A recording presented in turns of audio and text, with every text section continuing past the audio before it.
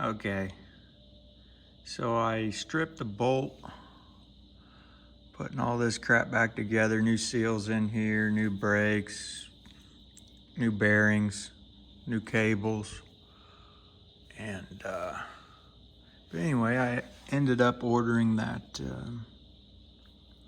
deal from bigwheelconversion.com where it has the adjusters for the swing arm. But I thought it was really cool. Let me see if I can show it.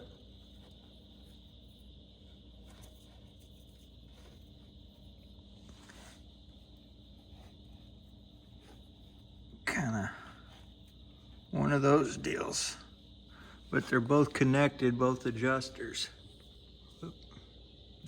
Anyway, you could check it out on their website. But I thought that was really cool. Anyway, it's got to be more stable. I love it. Praise be.